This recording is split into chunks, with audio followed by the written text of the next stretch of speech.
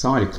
عايزك ترجع معايا بالزمن ورا شويه كده، ورا اكتر كمان، ارجع كمان شويه وانت في اولى ابتدائي تحديدا، وانت رايح اول يوم مدرسه. وتقريبا السؤال ده كلنا اتسالناه، اجابتنا كلها كانت منحصره بين 3 اجابات. السؤال انت نفسك تطلع ايه لما تكبر، او نفسك تدخل كليه ايه، او انت جاي هنا ليه، جاي المدرسه ليه. اعتقد كل اجاباتنا كانت اما عايز تطلع دكتور، او عايز تطلع مهندس، او كان في تقريبا 10% كده بيتخذوا المسار السياسي، عايز يبقى ضابط او رئيس جمهوريه. انا افتكر الناس دي كويس، بس الحقيقه انت دلوقتي تقريبا انت افتكرت فعلا لما كنت في اولى ابتدائي، وتقريبا انت افتكرت اجابتك اللي كانت تقريبا دكتور او مهندس. وبتسال نفسك دلوقتي هل ما زال الحلم ده لسه عندك، او لسه ده طموحك تطلع كده؟ اعتقد بنسبه كبيره قوي لا. خلينا نتكلم في الفيديو ده ليه لا، بس قبل ما نتناقش في الفكره دي يا ريت تدعمنا بلايك، عشان اللايك هيساعد على انتشار الفيديو. في اخر الفيديو بتتناقش في الكلام اللي انا قلته ده في الكومنتات. دعمكم هيفرحني جدا ويخليني استمر يعني في الكونتنت بتاعي. المفروض انت في اولى ابتدائي، بعد ما ولنفترض انك كان حلمك تطلع مهندس، انت جيت بعد مسار الابتدائيه، المفروض خدت 6 سنين ابتدائيه ودرست فيهم تقريبا عربي وعلوم وانجليزي ورياضه. لقيت نفسك مش كويس في الرياضه وما بتعرفش تحسب. انت المفروض عندك بعض المواد عربي زائد انجليزي زائد رياضه بيساوي هندسه. انت لقيت نفسك مش كويس في الرياضه، فبالتالي المفروض كان يحصل والمفروض كان يتعمل انك تطور الرياضه علشان توصل لهندسه. لا،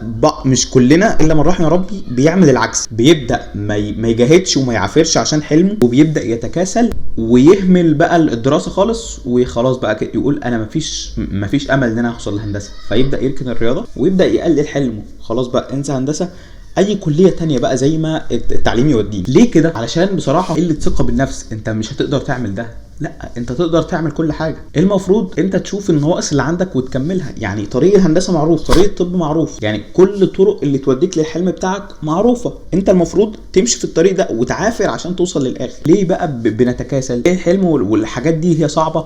علشان ما هو فعلا يا جماعه تحقيق الاحلام مش بسهوله. لو تحقيق الاحلام سهل كده كان الناس دي كلها هتحقق احلامها. كانت الناس دي كلها في اولى ابتدائي، الناس كلها اللي قالت عايزه تبقى طب او عايزه تبقى هندسه، كان زمان الناس كلها دكاتره مهندسين. ما كناش هنشوف اي حد مش دكتور او اي حد مش مهندس. فعلشان الناس دي ما كانتش فعلا صادقه في المعافره بتاعتها، صادقه في تحقيق الحلم بتاعها، وهو كان رايح المدرسه فعلا ما كانش ناوي النيه الصادقه انه هيعافر علشان الحلم بتاعه. معظمنا ما بيوصلش للمكان اللي كان نفسه يبقى فيها، وبتيجي بعد ما فوات الاوان بتندم وتقول يا ريت. طب ما انت لسه فيها. انا بكلم دلوقتي يا جماعه اللي لسه تقريبا في ثانويه عامه او قبل ثانويه عامه، يعني اللي بعد ثانويه عامه هيفهمني اكتر، ولو ما كانش حقق حلمه فهيندم. بس الندم دلوقتي ما ينفعش. الكلام اللي انا بقوله ده على كل الاحلام وكل الطموحات اللي عندك. مش شرط تبقى في ثانويه عامه، انت ممكن بعد الكليه مثلا تبقى عندك اي حلم في الحياه تحققه. انت المفروض المعادله عندك حاجه زائد حاجه زائد حاجه بيساوي الحلم بتاعك. لو حاجه اثرت في المعادله في الطرف اليمين بتاع المعادله، اوعى تيجي يم الطرف الشمال. الطرف الشمال اللي هو الحلم اللي انت عايزه ما تجيش يمه. الطرف الشمال ده انت لازم توصل له باي طريقه. تعمل في الطرف اليمين بتاعك اللي هو الطريق اللي انت هتوصل له، اعمل فيه كل الحاجات اللي انت عايز تعملها. وليكن مثلا عندنا في الرياضه لو عايزين نعمل اثبات مثلا، بنمسك طرف لازم نعمل فيه كل الخطوات ونعمل فيه كل الطرق عشان نوصل للطرف الشمال. ما بتجيش من الطرف الشمال عايز تثبت ان ده بيساوي ده، فانت تعمل كل الحاجات اللي عندك في مجال التعليم. مثلا وليكن انت في اعدادي او ثانوي وعايز تطلع مثلا دكتور او مهندس، عندك الطرف اليمين هو المواد الدراسيه اللي عندك بس. انت عندك عربي، انجليزي، فيزياء، كيمياء، احياء علشان توصل طب. جيت انت مش مظبط اي ماده فيهم، خد فيها درس، خد فيها درسين، اعمل اي حاجه في الطرف اليمين بتاع المعادله علشان توصل للطب. اوعى تيجي لما الطب تخليه تقلل الحلم بتاعك علشان تتناسب مع قدراتك. اوعى تعمل ده، هتندم. وعايزك دايما تطلب من ربنا الحلم بتاعك. قرب من ربنا واطلب منه الحلم بتاعك. ربنا عز وجل قال في سوره ابراهيم واتاكم من كل ما سالتموه وان تعدوا نعمه الله لا تحصوها. يعني ربنا عايزك تساله دايما. اسعى للحلم بتاعك واطلبه من ربنا، اوعدك ان شاء الله تحقق حلمك، بس تعمل اللي عليك. اوعى تاثر في الطرف اليمين بتاع المعادله. الحياه عباره عن معادله، هتعمل هتلاقي. يعني تقريبا كان في مثال، لو انت خدت نحو الجمله الشرطيه، طبعا اول سؤال بيتكتب انت ذاكر تنجح. يعني دي اول حاجه اتقالت لك، يعني دي اول معادله كده. الطرف اليمين مذاكره، الطرف الشمال نجاح.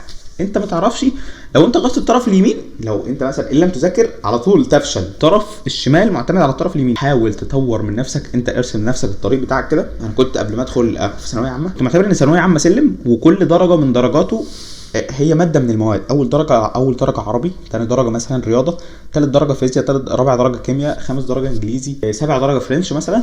وفي القمه فوق، في قمه السلم، كليه الهندسه اللي انا عايز اوصل لها. هتطلع السلم ده هتوصل، ما طلعتش السلم هتوصل ازاي؟ ما هو هي اخر السلم ده لازم، وعشان تطلع السلم لازم تتخطى الامتحان في المواد دي كلها. عشان تتخطى الامتحان في المواد دي كلها لازم تظبط المواد دي كلها. تظبطها بقى بطريقتك انت، تظبطها بمعرفتك. لو انت كويس قوي فيها خلاص انت هتبقى يعني، لو انت من صغرك كويس وبتحب اصلا الرياضه وكده خلاص ده حاجه جميله جدا انك تذاكرها بس هتوصل. انت لقيت نفسك مش كويس اوعى تتكاسل، لازم تحارب وتعافر. اللي بيحاربوا واللي بيعافروا هم اللي بيوصلوا في الاخر. بقول لكم الفيديو ده علشان الناس اللي عزيمتها قليله، الناس اللي مش ناويه تحارب علشان احلامها. ده مش الزمن بتاعك كده، الزمن ده عايز الناس اللي تحارب. يعني إن على فكره في شطار كتير قوي في الزمن ده، يعني ما تتخيلش كده. يعني انت اصلا اما تبقى شاطر ففي شطار كتير، فانت تحارب علشان تبقى شاطر على الشطار نفسهم. فانت لو تكاسلت فالمجتمع مش هيرحمك حرفيا في الايام اللي جايه دي. انت لازم تحارب كل لحظه علشان حلمك وعلشان تعيش الحياه اللي انت نفسك تبقى فيها. في اخر الفيديو لو الفيديو عجبك ما تنساش تدينا لايك وتعمل لك كومنت باي حاجه انت عايز تقولها، في الكومنتات مفتوحه لكم. ولو عندك اي فكره انا عايز اتكلم عنها في الفيديو اللي جاي سيبها لنا في الكومنتات. اشوفكم فيديو جديد. كان معاكم احمد فكري، سلام عليكم.